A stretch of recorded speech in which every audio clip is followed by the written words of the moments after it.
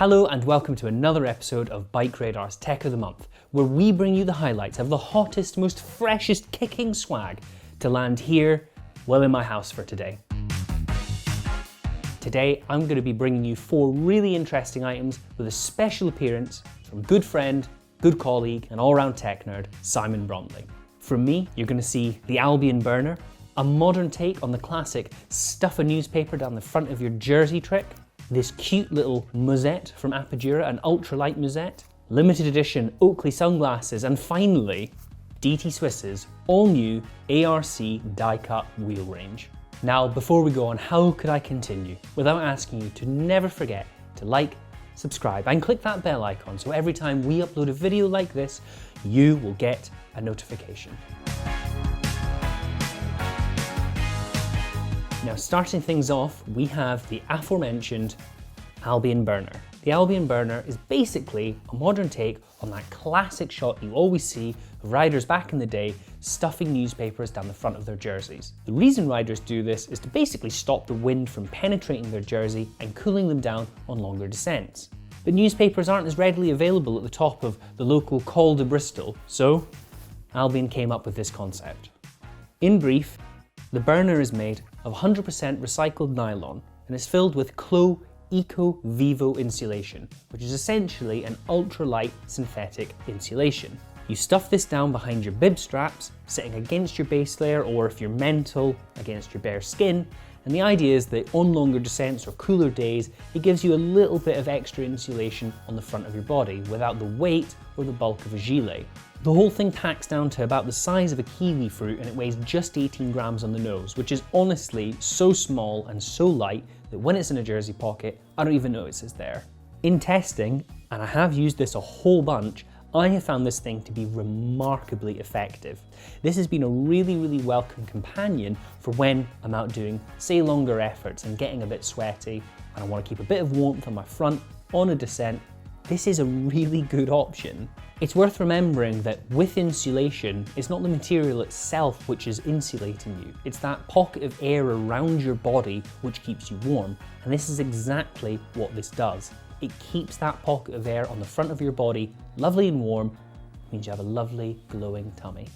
If I was to pick out one notable issue with this, it isn't particularly breathable. I'm a very sweaty young man, and I do find that if I forget to take this off before a climb, which does sometimes happen, I tend to get a little bit sweaty on the front. However, because it isn't a gilet, you can literally just reach down into your jersey, whip the thing off, and it's so quick to take on and off. There is also no getting around the fact that this is £35, which is quite a lot of money to spend on what is basically a small insulated picnic blanket. However, given its eco-friendly shots and its effectiveness, and the fact it's a unique idea, I'm kind of willing to forgive that £35.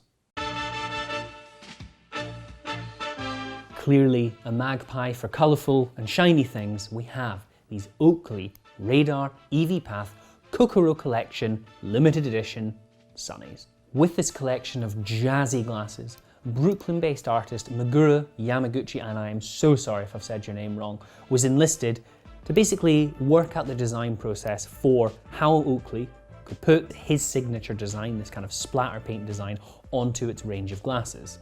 Yamaguchi first custom painted a couple pairs, and with Oakley then going on to design a custom machine which effectively gives this splatter pattern in a totally unique way to every pair of glasses. It's a really nifty little spinning wheel which essentially splatters paint everywhere, but it does mean that every pair of these glasses is totally unique. Alongside the EV Path sunglasses, which I have in my hands, there's also the Flak, Jawbreaker, EV0, Flight Jacket, and Air Brake goggles in the collection. Every pair of glasses in this collection, and it is a fairly premium collection, use Oakley's prism technology. Basically with this, Oakley uses different coloured lenses to increase contrast in certain conditions. This sounds a little bit gimmicky, but honestly, it is genuinely really good. There is also no denying that Oakley glasses are very well made. The arms themselves wrap really nicely around the back of your head without putting too much pressure on your temples. At £181 as pictured, these are not cheap.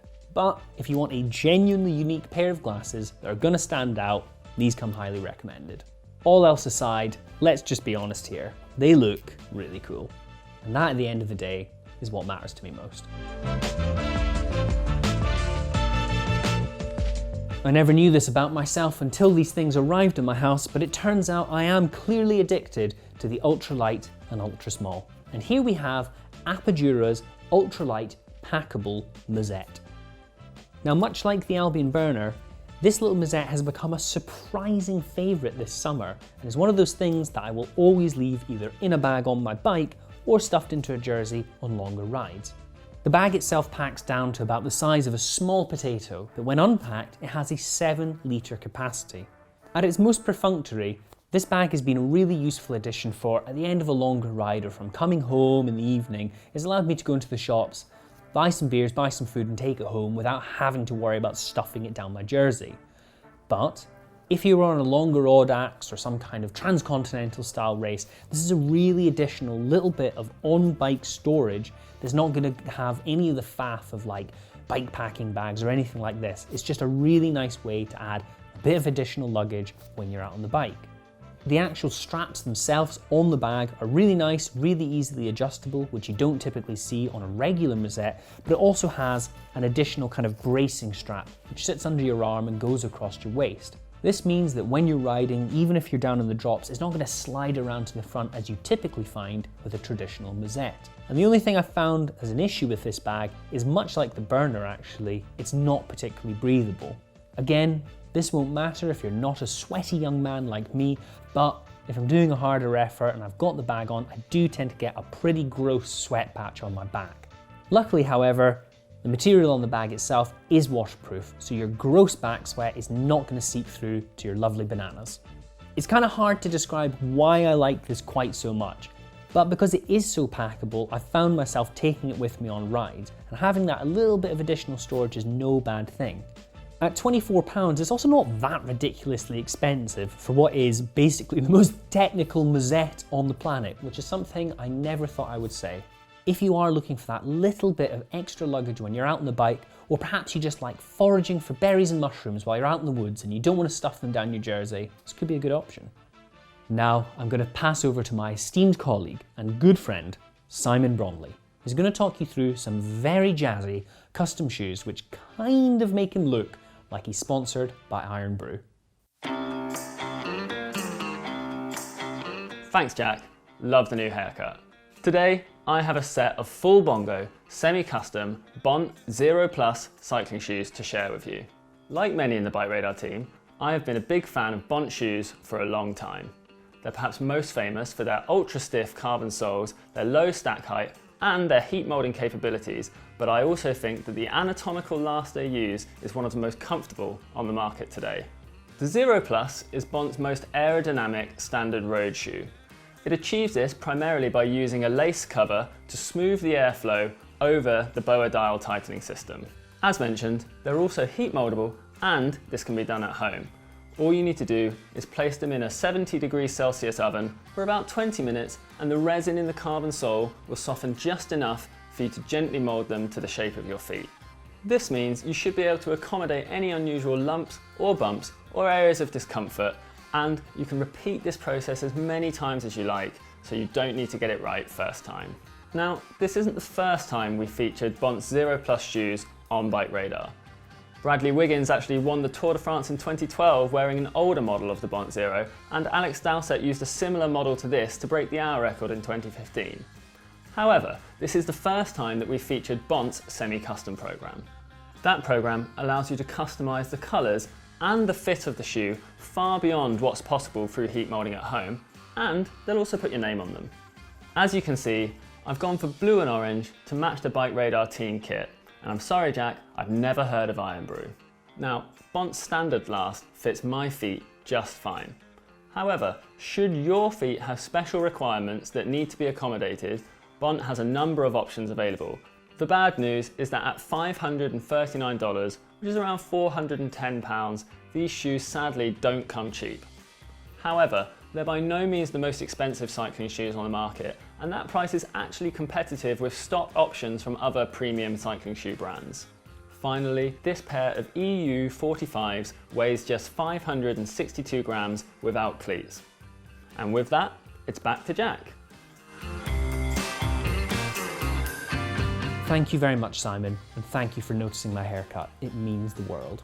Now, everything I've showed you so far is perhaps erred into the spectrum of quirkiness, but now we go to something totally uncompromising, with DT Swiss's all-new ARC die-cut 1100 wheels in a 62mm depth.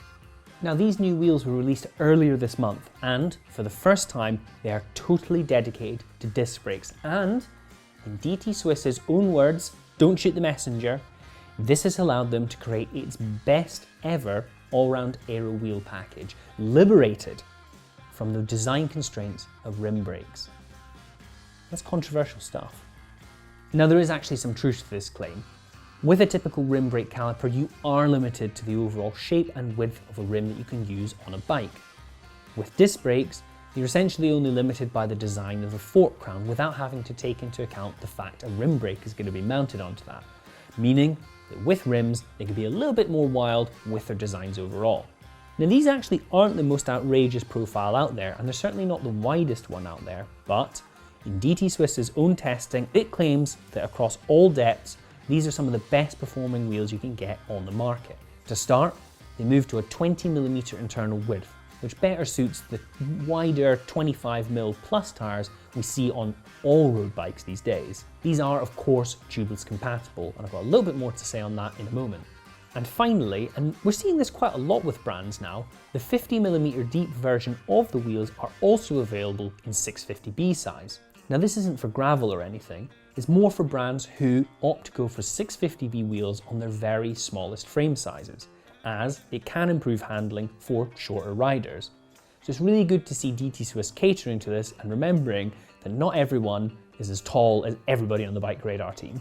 Now, if you were to compare early Aero rims with the kind of more modern ones, you'll note that there was a really marked transition from early rims, which used a very aggressively V-shaped profile, towards the kind of last generation of Aero wheels, which used a very distinct U-shaped profile.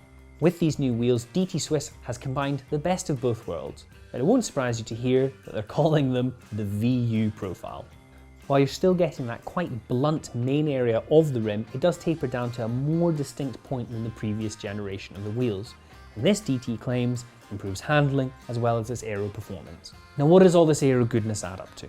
Well, according to DT Swiss's own testing, compared to an NV 5.6 or a ZIP 404 riding at a frankly unreasonable 45 kilometers an hour, these wheels could save you up to 2 watts in certain conditions.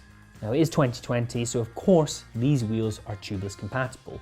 And as one of the hottest trends in road bike design now, I felt duty bound to ask why DT Swiss opted for a traditional hooked bead compared to a hookless bead.